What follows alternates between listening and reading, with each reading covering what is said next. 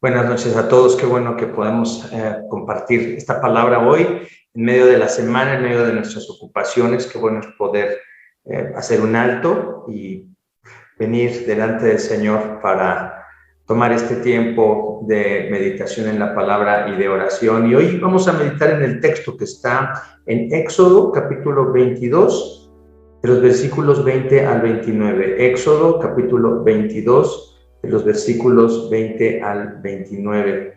Y he titulado a esta meditación Respuestas a la Gracia. Respuestas a la Gracia. Dice entonces así este texto: cualquiera que ofrezca sacrificios a un Dios que no sea el Señor tendrá que ser destruido. No maltrates ni oprimas a los extranjeros en ninguna forma. Recuerda que tú también fuiste extranjero en la tierra de Egipto. No explotes a la viuda ni al huérfano. Si los explotas de alguna manera y ellos claman a mí, ten por seguro que oiré su clamor. Mi enojo se encenderá contra ti y te mataré a filo de espada. Entonces tus esposas serán las viudas y tus hijos los huérfanos. Si prestas dinero a cualquiera de mi pueblo que pase necesidad, no le cobres interés como acostumbran a hacer los prestamistas. Si tomas el abrigo de tu prójimo como garantía por un préstamo, se lo devolverás antes de la puesta del sol. Puede ser que este abrigo sea la única manta que tiene para abrigarse. ¿Cómo podrá dormir sin abrigo? Si no se lo devuelves y tu prójimo clama a mí por ayuda, yo lo oiré porque soy misericordioso. No deshonres a Dios ni insultes a ninguno de tus gobernantes. No retengas nada cuando me entregues las ofrendas de tus cosechas y de tu vino. Deberás darme a tu primer hijo varón.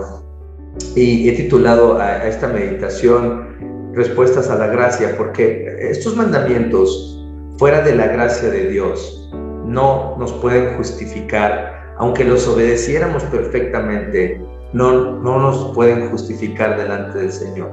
Los israelitas que escucharon esta palabra, la escucharon cuando estaban en el camino a la tierra prometida. Habían salido de Egipto, los había rescatado el Señor de Egipto por pura gracia, es decir, no porque ellos eran buenos, no porque merecían salir de Egipto, no, era por pura gracia, porque Dios tenía que cumplir esa palabra que había dado a Abraham, a Isaac, a Jacob, de que un día sus descendientes heredarían la tierra prometida. Entonces el Señor, por su pura gracia, no por nada especial que hubiera en el pueblo de Israel, los saca de Egipto, los salva por gracia y les da estos mandamientos. Es decir, la gracia, el amor de Dios es lo que hace que estos mandamientos tengan sentido. No esperaba Dios que los israelitas se justificaran al obedecer esos mandamientos, sino que fuera una respuesta a la gracia de Dios. De la misma manera nosotros, cuando leemos ahora nosotros como cristianos, ya después de todos los eventos del Nuevo Testamento, después de ver lo que Cristo ha hecho por nosotros, al obedecer al Padre de manera perfecta en lugar nuestro, al cumplir la ley de Dios en lugar nuestro, al dar su vida en la cruz por nosotros, por nuestros pecados y pagar así el precio de toda nuestra maldad, al ascender a la diestra del Padre, interceder por nosotros y al prometer regresar por nosotros para resucitarnos al final de los tiempos. Todas esas bendiciones, buenas noticias que son el Evangelio, cuando ponemos nuestra fe en ellas, estos mandamientos también tienen sentido en esa gracia, en esa bondad de Dios. Fíjense lo que dice: cualquiera que ofrezca sacrificios a un Dios que no es el Señor tendrá que ser destruido. Básicamente esto es una advertencia para los que no cumplieran el primer mandamiento, que era amarás al Señor tu Dios con todo tu corazón, con todas tus fuerzas y con toda tu mente. Y fíjense que cómo es la gracia de Dios en Cristo. Cristo es el único hombre que ha pisado esta tierra, que ha podido cumplir el mandamiento de amar a Dios sobre todas las cosas. Y Él, a pesar de que obedeció, fue destruido para que nosotros no seamos destruidos. Entonces nuestro arrepentimiento continuo de nuestros deseos de adorar dioses falsos, nuestro arrepentimiento continuo de querer poner nuestro corazón en algo que no es Dios, en algo de este mundo, ese arrepentimiento continuo proviene de que sabemos que Cristo Él cumplió ese mandamiento de amar a Dios sobre todas las cosas, y que ahora nosotros por causa de Cristo no seremos destruidos, porque Cristo fue destruido en nuestro lugar. Entonces, ¿se dan cuenta cómo la gracia de Dios viene primero? Somos salvados, Dios nos muestra su amor por medio de Jesucristo y luego respondemos a estos mandamientos, pero no para ser justificados, sino porque Cristo ya cumplió estos mandamientos en nuestro lugar y estamos muy agradecidos de que lo haya hecho. Fíjense el versículo 21, dice: no maltrates ni oprimas a los extranjeros en ninguna forma. Recuerda que tú también fuiste extranjero en la tierra de Egipto. Nosotros, los que no somos judíos de nacimiento, éramos considerados gentiles, estábamos lejos de Dios, pero por causa de la obra de Jesucristo, por causa de esa gracia, ahora hemos sido adoptados en la familia de Dios y ahora hemos sido unidos a ese Israel que son los descendientes de Jacob, de Isaac y de Abraham. Ahora nosotros somos el verdadero Israel, la iglesia que se reúne alrededor del nombre de Cristo. Nosotros somos el nuevo Israel y ya no somos extranjeros por causa de Jesús. Cristo fue sacado fuera de la ciudad para ser crucificado, para que nosotros podamos entrar en la ciudad. Cristo fue dejado solo en la cruz para que nosotros no seamos dejados solos. ¿Se dan cuenta este intercambio? Este mandato de ser compasivos con los que tienen que salir de sus lugares de origen y que por alguna razón y que son extranjeros, nosotros cómo deberíamos de tratarlos, así como Dios nos ha tratado, que ha sido bueno con nosotros, que nos ha aceptado como parte de su familia.